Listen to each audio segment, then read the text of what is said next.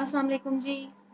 आज एक नए सेशन के साथ आपके सामने हाज़िर हैं। लेट मी सी अगर हम लाइव हैं तो अगर आपको मेरी आवाज़ ऑडिबल है तो प्लीज़ मैसेज कमेंट कर दीजिएगा कि हम आपको सुन पा रहे हैं।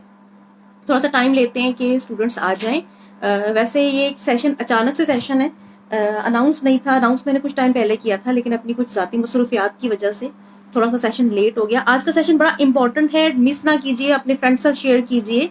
थोड़ी सी डिस्कशन हम करेंगे CSS का जो रिजल्ट आया है। जैसे कि आपको पता है कि इस साल का रिजल्ट अनाउंस हो चुका है, रिटन का।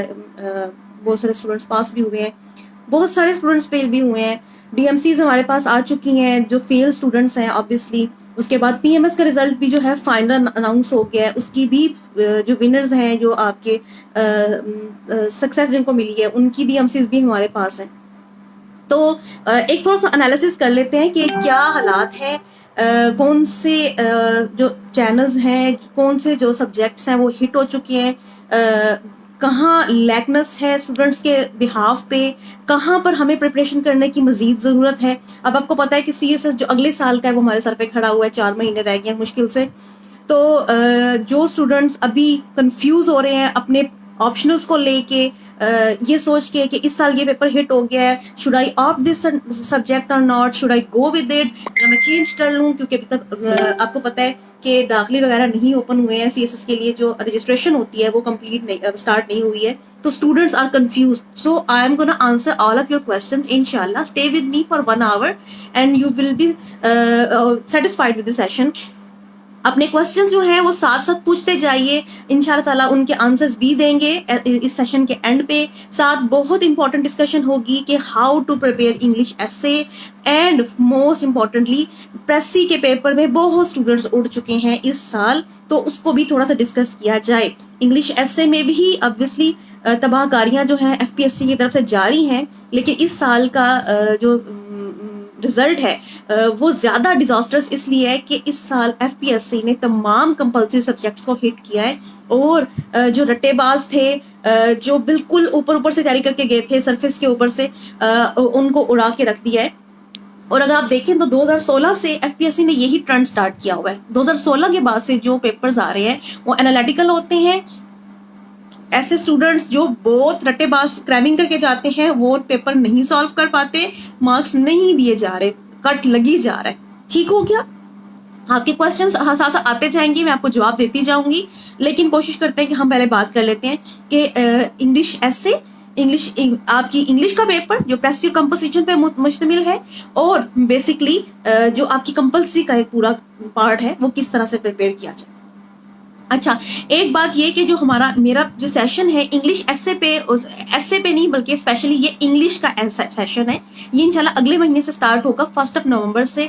If you want to join for that session you are most welcome.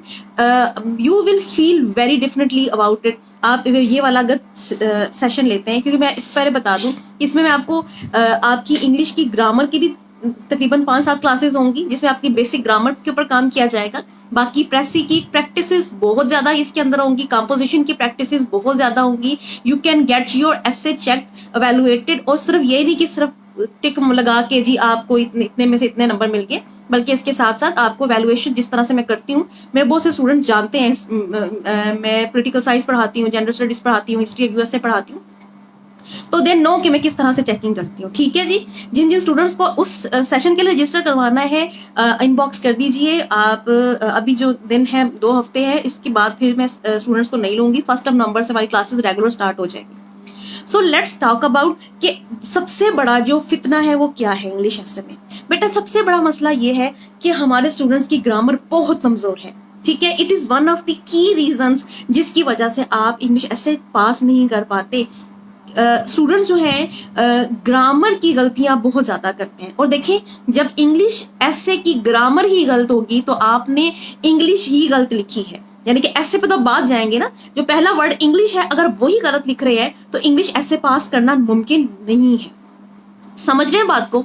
अच्छा, दूसरी चीज, ऐसे को लिखने का एक खास तरीका है जो स्टूडेंट्स को नहीं आता। ठीक है, बहुत से स्टूडेंट्स को पढ़ते भी हैं, I can agree with that. जो स्टूडेंट्स अकेडमीज वगैरह ज्वाइन करते हैं, अकेडमीज उनको तरीका सिखाती हैं कि जी आपने ऐसे ऐसे लिखना है, लेकिन गलती कहाँ हो रही है कि अगर आपको ये सिखाया तो गया है कि पैराग्राफ्स के अंदर राइटिंग करनी है, लेकिन पैराग्राफ्स को प्रैक्टिस करवाना ये अकेडमीज का काम नहीं है, ठीक है। और मैं उनको इतना ब्लेम भी इस बात पे नहीं करती हूँ। ऑब्वियसली हर एक सेशन के अंदर 80 स्टूडेंट बैठा होता है, 70-60 स्टूडेंट बैठे होते हैं, तो इतने स्टूडेंट्स जो हैं वो उनको मोटिवेट करना बहुत मुश्किल हो जाता है। जैसे मेरे स्टूडेंट्स होते हैं तो मैं उनको मुसलसल मैसेज करती हूँ कि बेटा आपने अपना राइटअप चेक नहीं सेंड किया, आप राइटअप सेंड करो ताकि मैं चेक करके भेजूँ। मतलब मुझे होता है कि मेरे स्टूडेंट्स हैं, 1-to-1 एक टीचर की रिस्पॉन्सिबिलिटी भी होती है। अकेडमीज में एक क्योंकि थर्ड चैनल आ जाता है, तो टीचर जो उसको पता है कि मेरे स्टूडेंट चाहे मुझे चेकअप करवाएं, चेक करवाएं ना करवाएं, मेरा काम है कि मुझे एक खास अमाउंट में आपको फी मिल जाएगी, ठीक है। उनका एक अपना प्रोसीजर है। तो जो लैकनेस है वो कहाँ पर है? प्रैक्टिस में है।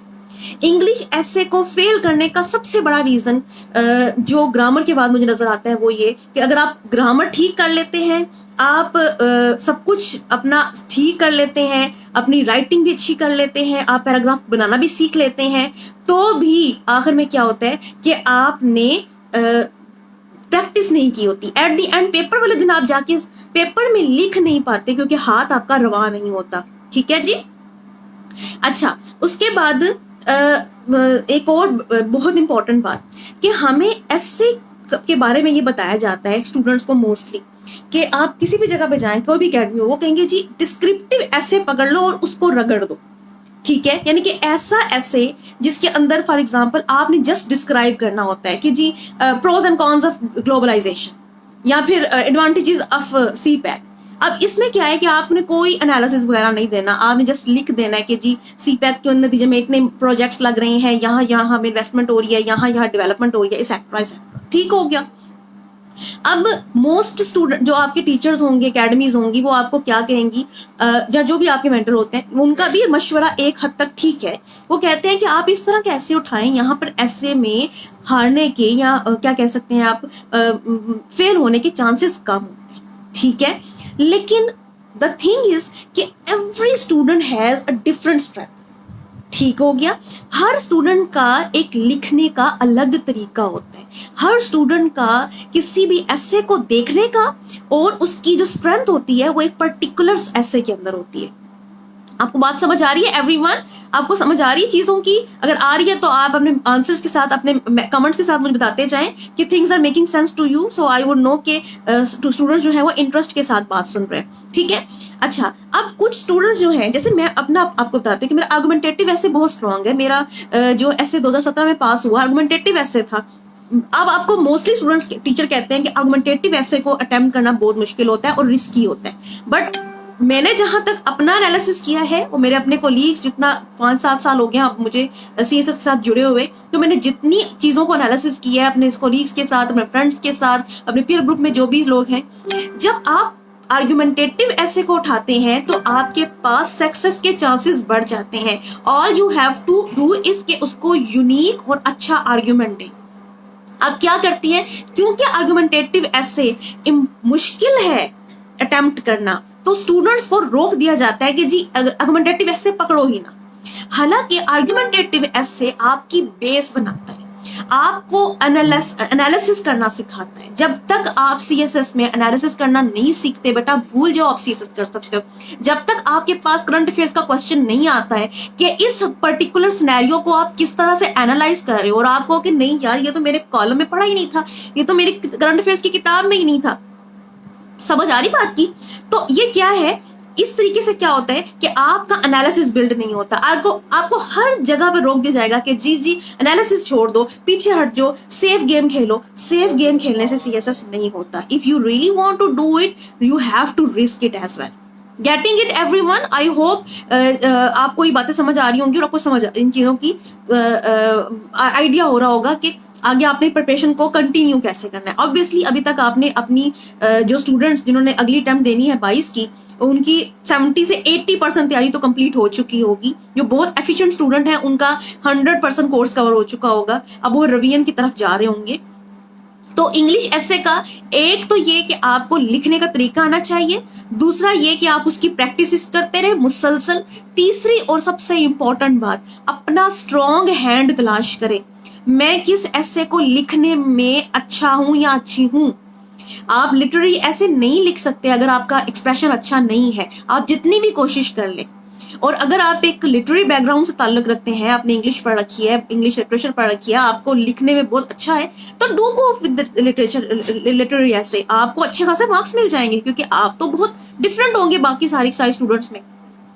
तो ये वो बातें हैं जो आपको अकेडमी बताती भी होंगी, लेकिन कहीं कहीं नहीं बताती है। वो लैकनेस है जो आपको नजर आती है प्रिपरेशन में। स्टूडेंट्स के अंदर जो बिल्कुल बिगिनर्स हैं उनको ये चीजें आहिस्ता आहिस्ता समझ आती हैं। तो मेरा ये मकसद होता है कि जब मैं आपको इस तरह का सेशन जिसमें हम इंटरेक्ट करते हैं अपने स्टूडेंट्स के साथ, अपने कोलीग्स के साथ, आप सब मेरे जो है वो जूनियर है, सीनियर है, इनके साथ, तो मेरा मकसद ये होता है कि जो चीजें हमने इतने सालों के बाद सीखी हैं वो आप तक जल्दी पहुंच जाएं, आपका जो प्रोसेस है वो एक्सेलरेट हो जाए, आप जल्दी की तरफ जाएं। अल्लाह ताला जो है वो सबको कामयाब करे। तो आपको ये बात समझ आ गई सारे स्टूडेंट्स को कि आपने एस्से की प्रैक्टिस अगर अब आप कर रहे हैं तो आपने हफ्ते में एक एस्से जरूर लिखना है। अगर आप हफ्ते में एक एस्से नहीं लिख रहे हैं तो आप प्रिपरेशन नहीं कर रहे हैं, ये मेरी बात याद रखिएगा। मेरा अपना एक एस्से फेल हुआ है, मुझे उसकी पूरी रीजन ये पता है कि because my first attempt in the essay was pass, तो मैं बहुत कॉन्फिडेंट थी। मैंने कहा कि मेरे पास तो बहुत अच्छी तैयारी है, और मेरी तैयारी अच्छी थी, बहुत अच्छी तैयारी थी, यानी कि अगर मैं पास होती तो मेरे 680 प्लस नंबर आते CSS के अंदर। लेकिन जहां अपनी गलती है वो इंसान को पहचाननी चाहिए, मैंने प्रैक्टिस की तरफ नहीं गई। ठीक हो गया। तो ये बात बिल्कुल अपने ज़हन में रखिए कि प्रैक्टिस के बिना एस्से में जाना इज लाइक ब्लैंक, आपका बिल्कुल ब्लैंक चेक है, लग भी सकता है और नहीं भी लग सकता। ठीक हो गया जी, यहाँ तक बात समझ आ गई इंग्लिश एस्से की। इंग्लिश एस्से पे इंशाल्लाह ताला एक दो लेक्चर्स और भी रखेंगे आपके साथ, बिल्कुल स्टार्ट से आपको इंग्लिश एस्से पढ़ाएंगे भी। जो स्टूडेंट नवंबर वाला सेशन उठाते हैं इंशाल्लाह ताला यू विल फील कि इतना आपको कम्प्रिहेंसिव, और छोटी छोटी डिटेल्स जो आप मिस करते हैं, जो आप जो आपके डोंट्स हैं, जो आप गलतियां करते हैं, जहाँ गलतियां नहीं करते हैं, मैं सारी की सारी आपको बताऊंगी इंशाल्लाह ताला। तो नवंबर के सेशन के लिए ये हमारा क्विक सेशन होगा, 1 मंथ में इंशाल्लाह ताला आपका मेरी तरफ से कोर्स कवर हो जाएगा, मेरी तरफ से जो प्रैक्टिस होगी वो कवर हो जाएगा, प्लस अवेलुएशन जो है आप मुझे बार बार चेकअप करके भेजेंगे तो उतनी ही आपके लिए फायदामंद है। जितनी आप मुझे सेंड करेंगे कि मैडम ये मैंने लिखा है, मैं आपको रोज की बिना पर उसको एवेलुएट करके सेंड करूंगी। और याद रखें यही वो सारी चीजें हैं, यही प्रैक्टिसेस जो हैं आपको फाइनल पेपर में काम आएंगी। फिर फाइनल पेपर में आपको जरूरत नहीं होगी, आप एक ऐसे रिलैक्स माइंड के साथ जाएंगे कि मैंने बहुत प्रैक्टिस की है, मेरे पास कोई भी अनसीन पैसेज आता है, I will be able to ace it इंशाल्लाह। ठीक हो गया जी, समझ आ गई। लेकिन एक दो ऐसे के सेशन हम वैसे भी रखेंगे इसी ग्रुप में, ताकि जो स्टूडेंट रजिस्टर नहीं करवाना चाहते हैं किसी भी रीजन की वजह से, तो वो स्टूडेंट जो है कोई बात नहीं, यहाँ से हेल्प ले ले। इंशाल्लाह ताला मेरी तरफ से ये सबका जारी है। ठीक है, अब आपके कोई क्वेश्चंस वगैरह तो आप पूछते जाए, साथ साथ मैं आंसर करती जाऊंगी आखिर में। अच्छा, एक और चीज, बहुत सारे स्टूडेंट्स इस साल कंपलसरी में फेल हुए हैं। अच्छा, कंपलसरी में एक फेल होने की रीजन ये भी हो सकती है बच्चे कि FPSC का जब दिल करता है वो किसी ना किसी पेपर पे हिट कर देता है। ये एक अब नॉर्मल बात हो चुकी है, पिछले 5-7 साल से ऐसे हो रहा है कि किसी ना किसी सब्जेक्ट को हिट कर दिया जाता है जो बहुत स्कोरिंग होता है, बहुत ट्रेंडिंग होता है, इसी वजह से कि ट्रेंड्स को खत्म किया जाए। ठीक हो गया।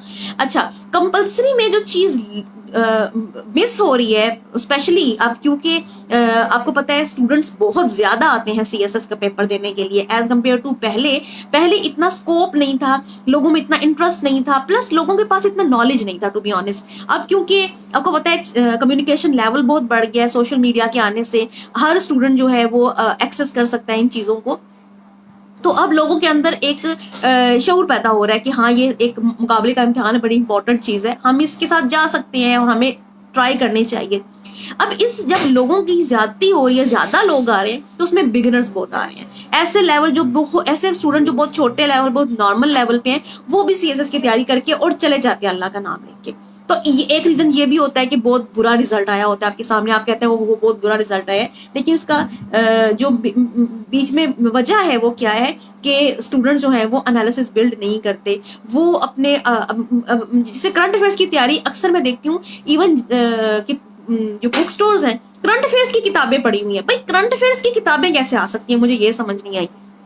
करंट अफेयर्स की तैयारी होती ही आपके मैगजीन से है, आपके अखबारों से है, कॉलम्स पढ़ने से है, एडिटोरियल पढ़ने से है, जिससे आपका एनालिसिस बिल्ड होता है। आप कोई अच्छा सा आर्टिकल पढ़ते हैं, हसन अस्करी जैसे किसी ने लिखा, या मुनीर अकरम का आर्टिकल आपने पढ़ा, आप वो पढ़ें, आप उसको समझें और आप अपने जहन में बनाएं कि अच्छा ठीक है, अफगानिस्तान से निकल रहा है अमेरिका, अब इसके पास ये ऑप्शंस हैं। इस तरह जब आप आंसर करते हैं अपने आप से या लिख के, तो आप क्या होता है, आपके पास ये चीजें ट्रेड होती है कि मुझे किसी तरह भी सवाल पूछा जाए, मैं उसके ऊपर अपनी नॉलेज को अप्लाई करके आंसर निकाल सकता हूँ।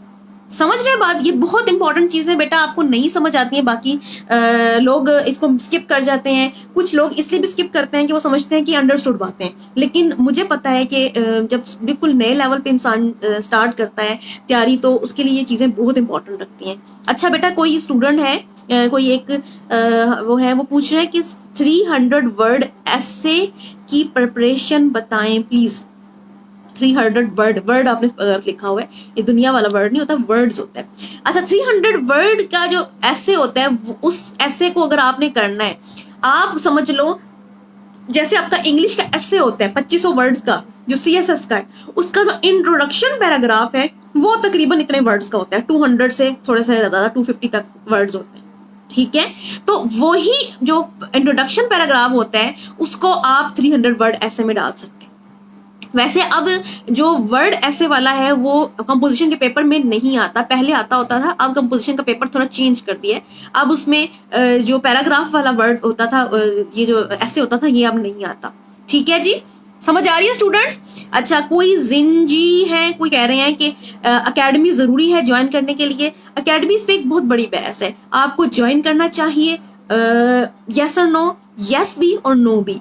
Yes if you have no knowledge and you do not have any kind of link to social media or these things, फिर yes जाएं, अच्छी बात है, ग्रूम हो जाएंगे, आपको बेसिक्स। नो, अगर आपको इन चीजों के बिगिनिंग पता है तो फिर बाकी पैसे जाया करने की जरूरत नहीं है। CSS सेल्फ स्टडी करने से होता है, खुद स्टडी करें, ग्रुप बनाएं, अपने साथ ऐसे फ्रेंड्स कोलीग्स तलाश करें जो आपके साथ मिल के बैठ के पढ़ें, उनसे डिस्कशन करें इंपॉर्टेंट मैटर्स के ऊपर, इंपॉर्टेंट इश्यूज के ऊपर।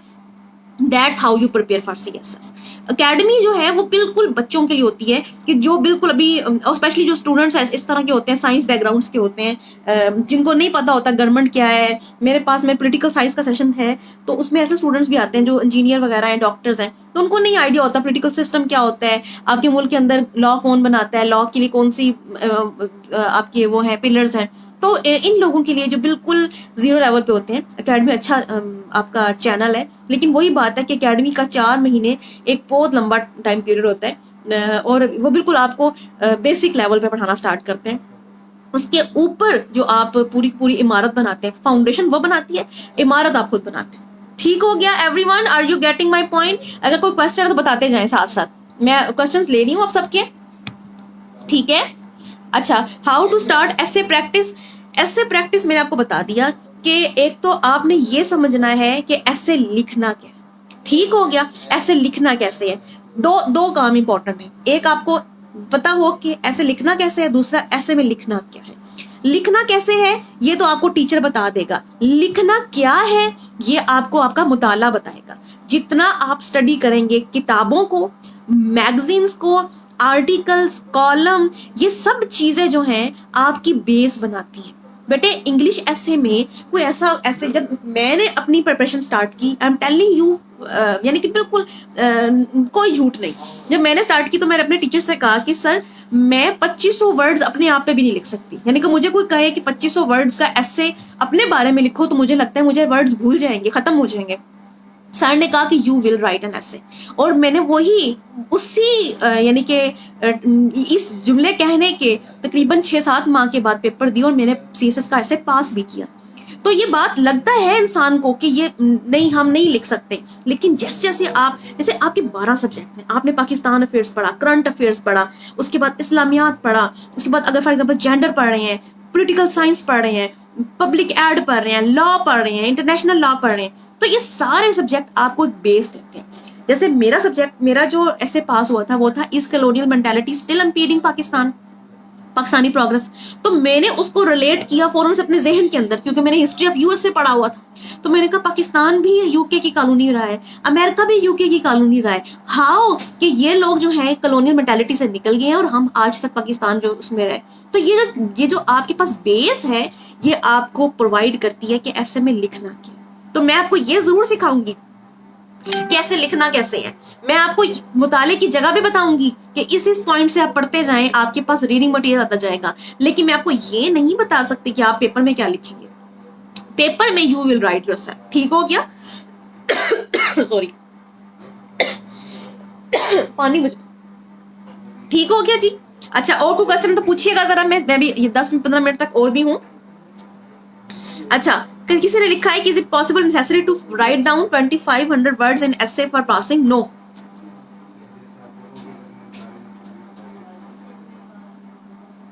ये जो कहते हैं कि 2500 वर्ड्स ही लिखेंगे तो आप पास होंगे, दिस इज ऑल लाई। एक ऐसे स्टूडेंट भी है जिसने 800 वर्ड्स का एसे लिखा है and she passed essay paper. अब ये कैसे हो गया भाई? सोचने वाली बात है। 800 वर्ड्स, यानी कि ये है, मैं इसको परसू करने को नहीं कह रही, ना ही आप लोगों को कह रही हूँ कि आप भी 800 वर्ड्स का लिख के आए। मैं सिर्फ आपको ये कह रही हूँ कि it is possible if you have quality writing, you have good argument, you have good expression. आप अपने टीचर, अपने एग्जामिनर को इम्प्रेस करने में कामयाब होते हैं अपने एसे की आउटलाइन और एसे की इंट्रोडक्शन पैराग्राफ से। तो इन दो चीजों को पढ़ के आपका एग्जामिनर ये फैसला कर लेता है कि उसने आपको पास करना है या फेल करना है। ये मैं आपको सच्ची बता रही हूँ। आप किसी से पूछे, आप सबको ये बताएगा, आपको हर टीचर ये बताएगा।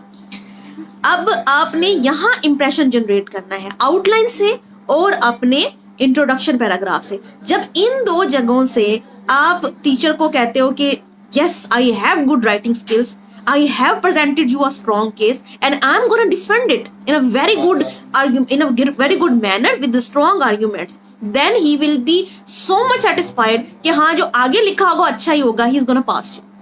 Whether you are going to meet the limit or you are exceeding it or you are under it, it doesn't matter. ठीक हो गया? तो 2500 वर्ड एग्जैक्ट लिखना ठीक नहीं, जरूरी नहीं है।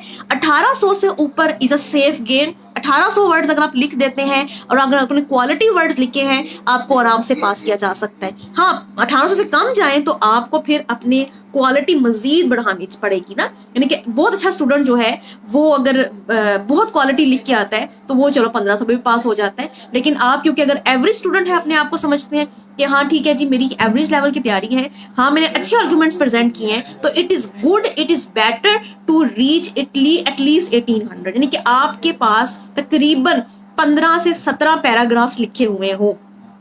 ठीक हो गया? तो 17, जो आप 17 पैराग्राफ लिख लेते हैं, एक इंट्रोडक्शन का, एक कंक्लूजन का और दरमियान में 15 पैराग्राफ, तो आपका तकरीबन जो है वो 1700-1800 से ऊपर बन जाता है, 1900 तक पैराग्राफ बन जाता है। ठीक हो गया जी? Getting it everyone? अच्छा, वाजिद कह रहे हैं जज़ाकुल्लाह खैरन, थैंक यू सो मच। मुझे आप सब लोगों की दुआएं चाहिए। मेरी तरफ से फ्री है ये सेशन, इसका कोई चार्जेस नहीं है। जो सेशन हमारा स्टार्ट हो रहा है नवंबर से, अगर आप वो लेना चाहते हैं, यू आर मोस्ट वेलकम। आप मुझे इनबॉक्स कर दें, उसके चार्जेस हैं, वो भी मैं अपने स्टूडेंट का कंसेशन कर लेती हूँ। कुछ इंस्टॉलमेंट्स वगैरह पे भी स्टूडेंट्स ले लेते हैं। अब आई नो कि स्टूडेंट्स लाइफ में खर्चों को करना मुश्किल होता है, लेकिन उसकी फीस रखने का रीजन यही है। देखो बेटा, अगर फीस नहीं होगी तो हर स्टूडेंट आ जाएगा। पहले दिन 50 लोग होंगे, दूसरे दिन 30 होंगे, तीसरे दिन 10 होंगे, क्योंकि फ्री है तो कोई केयर नहीं करता। जब आप फीस रखते हैं तो स्टूडेंट न सिर्फ फीस देते हैं, बल्कि वो क्या होता है कि उनको खुद भी एहसास होता है कि हाँ भी हमने पैसे लगाए हुए, हमें पढ़ना भी चाहिए। अच्छा, आकाश कोई पूछ रहे हैं पॉलिटिकल साइंस और IR, अब तो दोनों ही बराबर हो गए हैं। स्कोर वाइज अगर आप देखें तो IR पिछले 2-3 साल से पहले बहुत बुरा स्कोर दे रहा था। 100-105 इतना स्कोर आ रहा था 200 में से। तो IR जो था वो काफी ज्यादा रिजेक्टेड चॉइस थी। लेकिन अब पोल साइंस जो है उसके जितना ही स्कोर आ रहा है IR का, पोल साइंस अभी भी अच्छा स्कोर दे रहा है, लेकिन IR में भी स्कोर आना स्टार्ट हो गया है। लेकिन मैं प्रेफर इसलिए पोल साइंस करती हूँ। Obviously I have you can say I have बाइस चॉइस कि मैं पॉलिटिकल साइंस की टीचर हूँ और मुझे पॉलिटिकल साइंस अच्छी लगती है। बट इसकी एक रीजन और भी है कि पोल साइंस आपको हमेशा यानी कि IR आप तब पढ़ सकते हैं जब आपने पोल साइंस पढ़ी हो, लेकिन पोल साइंस को पढ़ने के लिए आपको IR का होना लाजमी नहीं है। पोल साइंस आपको क्या बेसिक नॉलेज देती है? पॉलिटिकल सिस्टम का, आपकी गवर्नमेंटल सिस्टम का, आप दुनिया के हालातों वाकयात और उनके जो सारे के सारे इश्यूज चल रहे हैं करंट अफेयर्स के, वो तब ही समझ सकते हैं बेटा जब आपको ये पता हो कि आपका सिस्टम क्या है। यानी कि अगर हम अमेरिका की बात कर रहे हैं और अमेरिका में सेनेट की बात कर रहे हैं या अमेरिका में कांग्रेस की बात कर रहे हैं कि कांग्रेस में ये बिल आ गया, अमेरिका जो है वो हमने हमारी इमदाद रोक रहा है, या इस तरह की कोई भी बात, तो जब तक आपने अमेरिका का सिस्टम पोल साइंस में नहीं पढ़ रखा होगा कि किस तरह से चेक्स एंड बैलेंसेस के सिस्टम के जरिए अमेरिका की जो सेनेट है वो कोई भी काम रोक सकती है, कोई भी बिल रोक सकती है, कोई भी आपकी जो पेमेंट है वो रोक सकती है, तो तब तक आप इस फिनोमेना को समझ नहीं सकते। इसलिए मैं पॉलिटिकल साइंस की हिमायत करती हूँ। Political science is easy to prepare. Pet questions आते हैं, कोई इर्द गिर्द से सवाल नहीं आता, कोई मुश्किल सवाल नहीं आता, रिपीटेडली वही क्वेश्चन आई जा रहे हैं। आईआर जो है ऑन द अदर हैंड काफी एनालिटिकल सब्जेक्ट है, और अगर आपके पास स्ट्रॉन्ग बेस नहीं है तो फिर आईआर की तरफ जाने से परहेज करें। ऑब्वियसली अकेडमीज जो है वो आईआर को प्रेफर करती हैं ड्यू टू शॉर्ट कोर्स, उनको फिर आसानी होती है कि शॉर्ट कोर्स होता है, 12-15 क्लासेस में खत्म हो जाता है। लेकिन अब जो मेरा इवन पोल साइंस का सेशन है वो 35 लेक्चर्स का है, लेकिन मेरे स्टूडेंट से आप पूछे 35 लेक्चर्स में पोल साइंस आपकी 70 से 80% कवर हो जाती है, और उसके बाद आप किसको किसी भी तैयारी की जरूरत नहीं पेश आती। आप उन्हीं लेक्चर्स को रिपीटेडली देख लें, स्लाइड्स को पढ़ लें, नोट्स को पढ़ लें, तो आपकी पोल साइंस, मेरे अभी स्टूडेंट्स के बड़े अच्छे नंबर भी आए हैं, और पिछले साल पीएमएस में भी बड़े अच्छे नंबर आए थे मेरे स्टूडेंट्स के। तो ये इसीलिए है कि political science is a very easy subject as compare to IR. IR में आपको बेसिस चाहिए होती हैं, वो बेसिस जो है आपको पॉलिटिकल साइंस में मिलती है। फॉर एग्जांपल आईआर सॉवरेनिटी की बात करता है, लेकिन सॉवरेनिटी है क्या वो आपको पोल साइंस बताएगा। ठीक है, यानी कि पोल साइंस पहले आता है, आईआर उसकी एक ब्रांच है, सॉर्ट ऑफ समझ ले, एक अदर फील्ड है। ठीक हो गया एवरीवन? और कोई क्वेश्चन तो पूछते जाए जरा प्लीज, मुझे आपके कमेंट्स नजर आ रहे हैं। कोई और आपके ज़हन में क्वेश्चन आ रहा हो? अच्छा, एक और चीज ये कि स्टूडेंट्स कह रहे हैं कि मैम अब हम क्या करें, अब रिजल्ट आया है, जेंडर स्टडीज हिट हो गया है, should I go with that or not? You should always go with it. ये क्वेश्चन अब स्टूडेंट्स के ज़हन में बहुत ज्यादा घर कर चुका है कि सब्जेक्ट्स हिट हो रहे हैं। जब सब्जेक्ट्स हिट हो रहे हैं तो you never know which subject is gonna hit, कोई गारंटी नहीं है। ठीक है, वही जेंडर स्टडीज है वो आपको 80 भी दे रहा है, वही आपको 40 भी दे रहा है, तो इसकी कोई गारंटी नहीं है। हाँ ये है कि जो स्टूडेंट अच्छी प्रिपरेशन करके गया है वो हिट के जमाने में भी 60 ले लेते हैं। मेरे अपने हिस्ट्री ऑफ यूएसए में 65 मार्क्स थे उस साल जिस साल ये हिट हुआ था। तो मेरे फ्रेंड्स और कोलीग्स कहते हैं कि आपके इतने अच्छे मार्क्स कैसे आ गए? मैंने कहा कि क्योंकि हिट वो सब्जेक्ट ठीक है होता है, आपके मार्क्स कम आते हैं, लेकिन जो स्टूडेंट अच्छा प्रिपेयर करके गया होता है उसको हिटिंग इतना ज्यादा इफेक्ट नहीं करती। कुछ करती है, यानी कि अगर आपने 80 सोचे तो आपके 60 आ जाएंगे, लेकिन ये नहीं कर सकते कि आप 80 का पेपर दे के आए और आपको फेल कर दिया जाए, इतने बुरे हालात नहीं आते। ठीक है, तो स्टूडेंट जो टीचर पढ़ने वाला है उसको भी पता है कि मैंने पढ़ाना, मैंने कुछ पढ़ा है, कुछ लिखा है किसी स्टूडेंट ने, तो मैं इसको बिल्कुल ही बर्बाद ना करूं। ठीक है, उसके साथ वो इतनी खुले मार्किंग नहीं करता, लेकिन वो इतनी स्ट्रिक्ट मार्किंग भी नहीं करता। ठीक है, क्वेश्चन पूछते जाए।